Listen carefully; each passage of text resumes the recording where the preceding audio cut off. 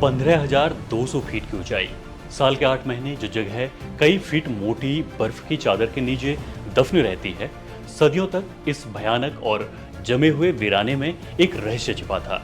एक ऐसा पवित्र स्थान जिसका जिक्र एक महान गुरु ने अपनी आत्मकथा में किया था, लेकिन वो जगह धरती पर असल में है कहां, ये कोई नहीं जानता था।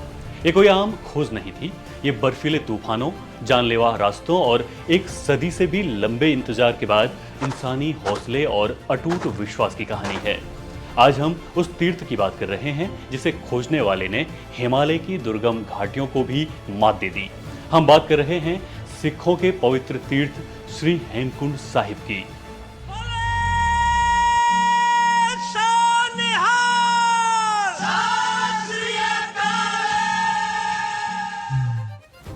कहानी शुरू होती है सिखों के 10वें गुरु श्री गुरु गोविंद सिंह की रचना से, जिसका नाम बचित्र नाटक है। इसमें गुरु साहिब लिखते हैं कि अपने पूर्व जन्म में उन्होंने एक ऐसी जगह महाकाल की घोर तपस्या की थी जो सप्त श्रृंग यानी 7 चोटियों से घिरी हुई थी। एक ऐसा बर्फानी कुंड जहां राजा पांडु ने भी योग साधना की थी। सदियां बीत गई, सिख श्रद्धालु इस पवित्र स्थल के दर्शन करना चाहते थे, लेकिन एक सवाल हर किसी के मन में था। भारत के इतने विशाल हिमालय में वो 7 चोटियों वाला बर्फानी कुंड आखिर है कहां? इस रहस्य पर सबसे पहले पर्दा उठा 19वीं सदी के अंत में। साल 1884 विद्वान पंडित तारा सिंह नरोत्तम ने धर्मग्रंथों का गहन अध्ययन किया और अपनी किताब श्री गुरु तीरथ संग्रह में एक चौंकाने वाला भौगोलिक दावा किया।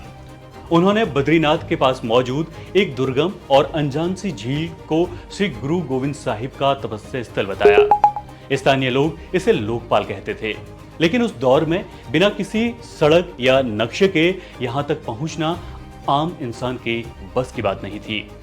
और ये रहस्य एक बार फिर हिमालय की धुंध में कहीं खो गया। फिर आया साल 1929। महान सिख विद्वान भाई वीर सिंह ने श्री कलगीधर चमत्कार नाम की किताब प्रकाशित की।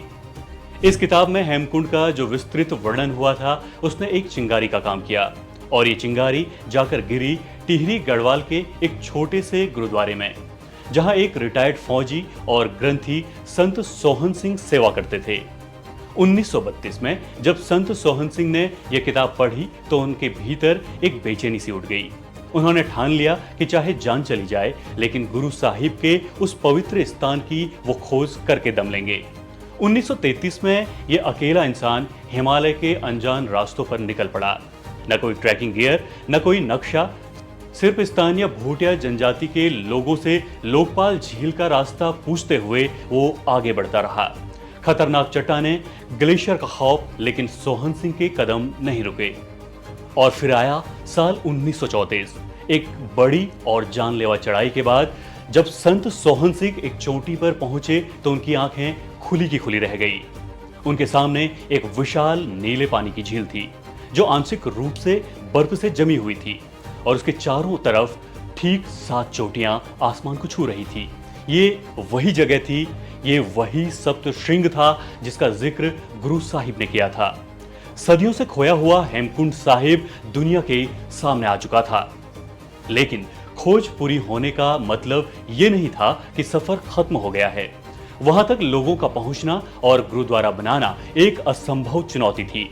संत सोहन सिंह सीधे अमृतसर गए, भाई वीर सिंह से मिले।